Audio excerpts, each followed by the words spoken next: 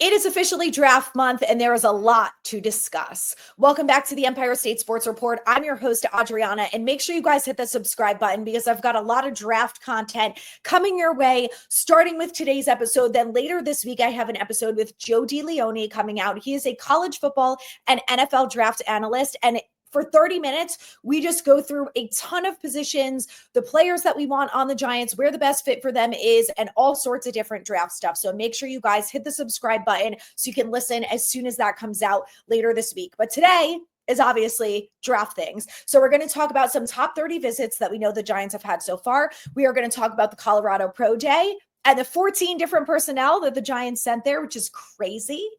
And we are going to talk about Chad Reuter's 5-round mock draft because I actually agree with most of it.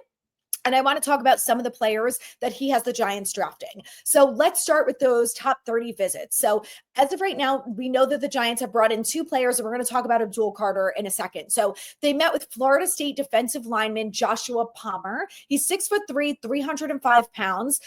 He's productive and durable. He started all 12 games last year. He had 9 sacks over the last 2 seasons as an interior defensive lineman.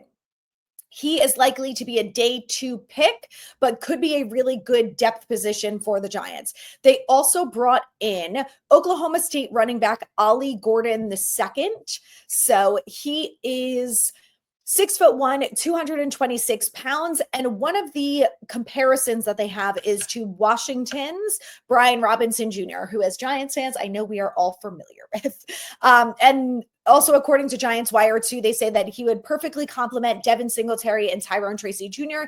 in the Giants backfield and be a pile-pushing inside runner. So I think we like the sounds of that. We know that this is a deep running back class, so I wouldn't be surprised if the Giants go ahead and take a swing on one later on. So now let's talk about Abdul Carter, because there has been some conversations that the Browns supposedly love Travis Hunter. Now, I know this time of the year, no one knows what to believe, but I'm getting a little bit of hope that maybe if they go Hunter at 2, we can get Abdul Carter. And the Giants are meeting with Abdul Carter on Thursday. He's coming to New Jersey, but Brian Daboll already met with him on Sunday in Pennsylvania. So he's coming into the building, going to meet with some of the other coaches and personnel and things like that. I'm sure we will not get any sort of update on how that went, but let's keep our fingers crossed that it goes well. We do know that I think he's from Pennsylvania. He's an Eagles fan, but that doesn't matter. Okay.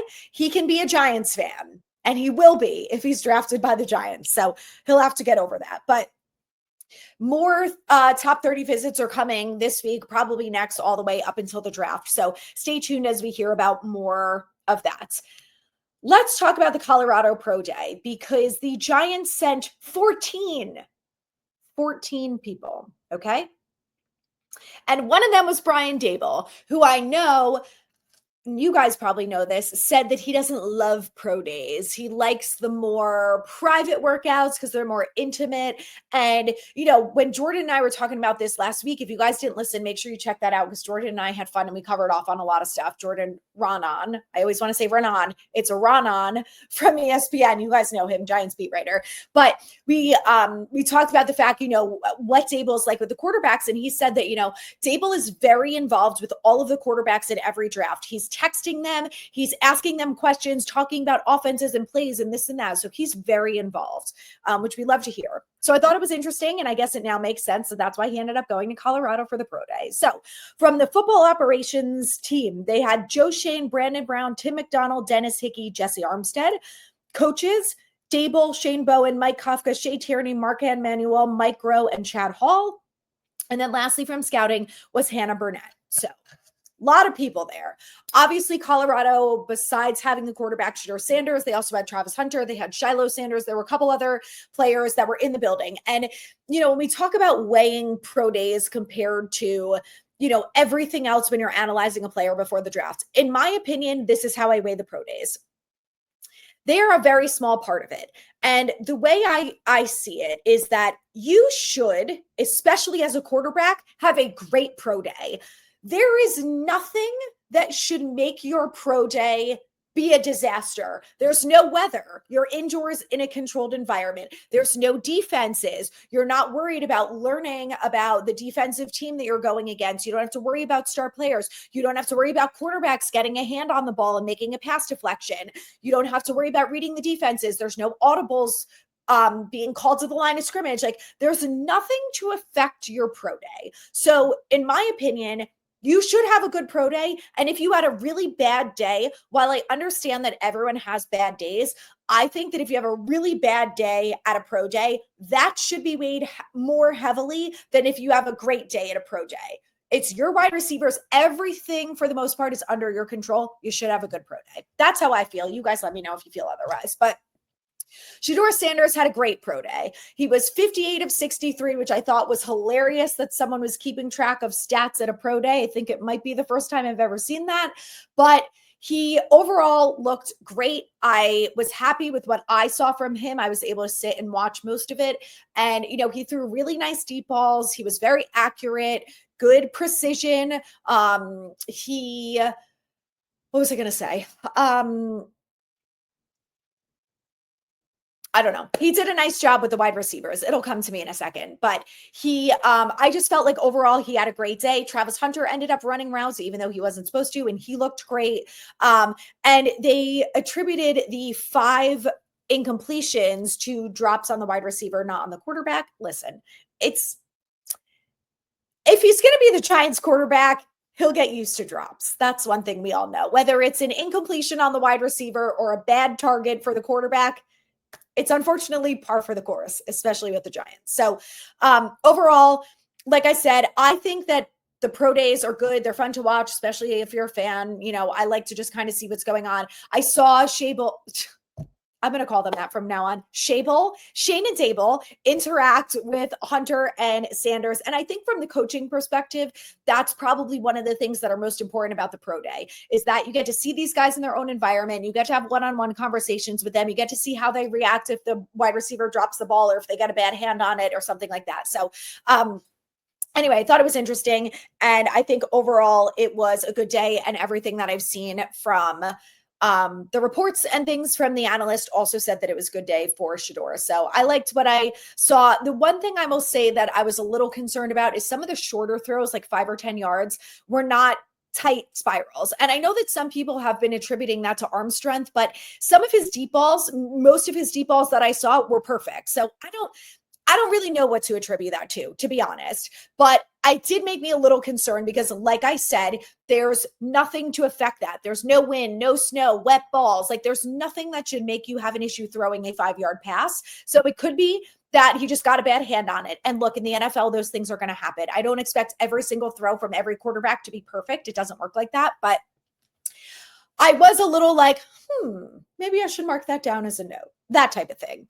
So if you guys watched the pro day, let me know what you thought. I thought that was, one of the most important things that came out of it, and thought that was interesting. So that's that. Let's move on to Chad Reuter's 5-round mock, because like I said, I agreed with most of it. The thing that I didn't agree with was them taking Shedeur Sanders at 3, and I'm going to tell you why.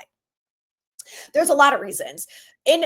Here's the biggest thing for me is that the Giants went out and they brought in 2 veteran quarterbacks and they re-signed Tommy DeVito. So they have backup if they felt like they couldn't get the guy that they wanted at 3. We will know if they draft Sanders at 3, if he's really their guy.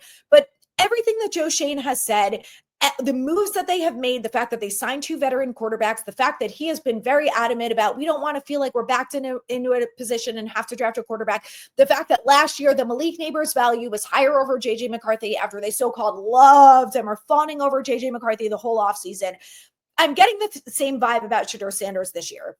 And I think the biggest thing is when you look at all of the analysts and experts, not a single one of them has Shedeur Sanders ranked as the 3rd overall talent. Now, I just saw Daniel Jeremiah's top 50, and he has Cam Ward as the 8th overall prospect. So unfortunately with the quarterbacks, it is what it is. And we all know Cam Ward is likely to go number 1 overall. So it just happens with the quarterbacks. It won't surprise me if the Giants draft him at 3. I just feel like Shane seems to be a little bit more of a stickler for the value of a player and what it's placed on by the Giants than what their need. You could also make the argument that the Giants don't need a quarterback because they have 2 veterans and Tommy DeVito, which is not the best quarterback room in the NFL. Don't get me wrong, but you can make the argument, well, they have 3 quarterbacks. They don't need another one. So, and they can get a quarterback in later rounds with the thought process that Shedeur Sanders is not starting week 1, and we might not even see him week 5 anyway. So we don't know what their plan is. I think it's going to be very interesting. But if these reports are true that the Browns really love Travis Hunter, I swear to God, if they pick Shedeur Sanders over Abdul Carter, and it's not that I don't like Sanders. I think he'll be a good quarterback for the Giants. I think he'll be fine in the NFL. I'm actually feeling like he'll be fine with the media. I think him and Neighbors will be electric. Like, I think there's a lot of reasons to like Shedeur Sanders to the Giants. I just don't think he's better than Abdul Carter. It's that simple. I don't think he's better than Travis Hunter. And I think if either one of them is on the board at 3, you got to pick them. You're building a roster for the future. And if your value for number 3 is Hunter or Carter and Shedeur Sanders is 19, like he is on Daniel Jeremiah's top 50, then you cannot pick him at 3 just because you quote unquote need, how desperately do you need a rookie quarterback? I don't know. That's to be determined by the front office. So anyway, that's the one that I disagree with. His argument is the Giants appear determined to field a deep quarterback room after enduring mediocre play at the position over the past few seasons. Wilson and Winston are nice additions who should ensure a strong veteran presence that could help Sanders settle in as the team's future quarterback 1, which, like I said, I don't disagree with that. I also am just like, there are so many holes on this roster, and I think you can make the argument that you could punt the quarterback till next year. I know Shane and Dable are up against the wall, but if they're up against the wall, you got to win football games, and you're not winning football games with Shedeur Sanders week 1 when you don't even know what the offensive line looks like. And I don't think that they would start him week 1.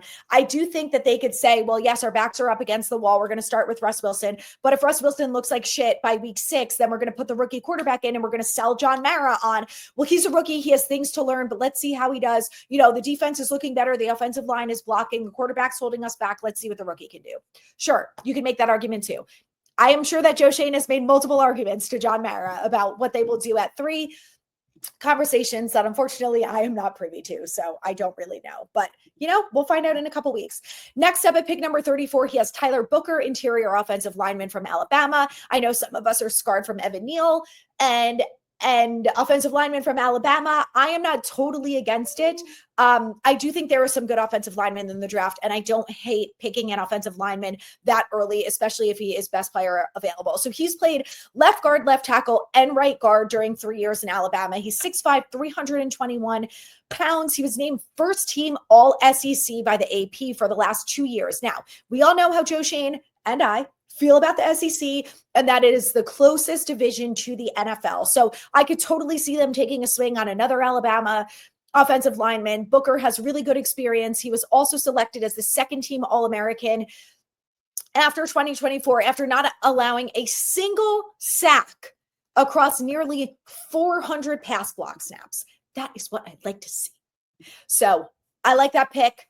I think it's a good one. Next up at pick number 65, Darius Alexander. This is a guy that Joe talks about, which you guys are going to hear. And I think after hearing this from from Chad Reuter and from Joe DeLeone, I think Darius Alexander needs to be a guy on everyone's list to watch, especially in the 3rd round. So pick number 65, he's a defensive tackle from Toledo. He's coming off back-to-back strong seasons. They're 7.5 sacks, 14 tackles for loss since the beginning of 2023. He was named 3rd team All-MAC for 2023 performance, 2nd team All-MAC honors in 2024. He's 24 years old, 6'4", 305 pounds. He was one of Pro Football Focus's top defensive tackles against the run. Everyone close your eyes. Picture this. Abdul Carter, Brian Burns, Dexter Lawrence, and Darius Alexander. You've got 2 guys in the middle who are good against the run, who can get to the quarterback. You've got 2 guys on the outside who've got speed, who can get to the quarterback. Who is not going to be excited about that defensive line? Who is not going to be excited? Not me. I'm going to be fucking thrilled. Jumping for joy. I'll tell you that right now, because one of the biggest issues, we've had a lot of issues on defense. One of the biggest ones is that they can't stop the run. And could you imagine having a defensive tackle next to Dexter Lawrence who could stop the run? And then you've got Bobby O and you've got Micah McFadden who are picking up the scraps for whatever they missed. And then you've got your cornerbacks and your safeties. We've got some good veterans. We've got some good talent there who are going to make plays. I mean, I don't want to get this excited, but like I could get excited about the defense. It's Shane Bowen. Shane Bowen, you were the problem and you better fix it this year. Okay. Because we've got talent, okay? We have more talent this year. I need you to fix it, okay? Make us excited. Make us happy to want to watch the defense. Defense wins championships, okay? If you're my age and if you're older, you've seen some damn good Giants defenses, and we want that back. And we have talked to, we're blue in the face about building through the trenches. And if the Giants go Carter, interior offensive lineman, defensive tackle in the first 3 picks, you should be excited about that. Building through the trenches. That's how you win football games. Okay, next up, we need to talk about this guy because he's a favorite of mine. I got to meet him during the Senior Bowl. He's a South Carolina alum, which you guys know. I went to USC, and I love my South Carolina football, and I love my South Carolina women's basketball, and I'm so devastated that they got absolutely smoked by UConn, but they had a really good run. I didn't have a good feeling. UConn they came to win and they did it. Congrats to them. But anyway, Kyle Kennard is an edge from South Carolina. He played 42 games in 4 years. He was at Virginia Tech, and then he ended up transferring to USC. Had his best year in 2024 South Carolina. He's 6'4", 254 pounds. He set career high 11 and a half sacks, 16 tackles for loss, 3 forced fumbles. He also was a second-team All-American by the AP, SEC Defensive Player of the Year, first team all SEC, along with a couple other accolades that he won. He is a really good football player. I have seen some really excellent play about him. I met him during the combine. Seems like a good character, nice guy. And I just like him. I would love if South Carolina drafted a USC player. Kyle Kennard could be the guy. Next up, pick 105, Harold Fannin Jr., tight end from Bowling Green. He is 6'3", 241 pounds. We have talked a lot about how we all want to see the tight ends more involved. And Bellinger, I think, is 6'2". Theo is obviously 6'6". You can add in a guy that's 6'3". We need to talk more about Harold Fannin Jr. because honestly, I didn't really know much about him, but listen to this, you guys. So he had a breakout season for Bowling Green this year, 117 passes for 1,555 yards, 10 touchdowns. Then he had another 65 yards and a touchdown rushing. Then he led the nation in receptions and receiving yards. On top of that, he set several FBS single season records for tight ends. Okay. I need you to think about all the tight ends and then think about this. Several single season records, receptions, receiving yards per game, receptions per game. For a pick number 105, whatever that is, end of round 3, early round 4, math is not my strong suit, doesn't matter. Hell of a tight end to pick up there if that's where they end up going. So I like the sounds of him. I think it's a good pick. The last pick that he has here, pick number 154, Caleb Ransaw, a cornerback out of Tulane. So he transferred to Tulane for 2024. He played at Troy for 3 years before that. In the last 2 seasons, he had 85 total tackles, 52 solo, 1 interception, 5 passes defense, 1 sack, 10 tackles for loss, and he mostly lined up in the nickel. So I think a lot of us feel pretty confident that Drew Phillips is going to be the nickel guy this year, and he's going to be damn good at it. But I don't really think we feel good that the backup is probably Cordell Flott, right? Unless they end up cutting him. But I think they need some more depth there. And I think that a 5th round pick like this, Ransaw from Tulane, who has some good stats, who has some good experience, and also he's a freak athlete. Listen to this. So he's 22. At the combine, he ran a 4.3 40, 40-inch vertical, 10.9 broad jump. He earned one of the combine's top athleticism scores at his position. I like it. I'm on board. You guys let me know what you think about it in the comments. And then again, please make sure to subscribe, share with a friend. This is a very big month for all of us as Giants fans. So make sure you tune in because we have a lot to discuss. And I will be back later this week with Joe DeLeon.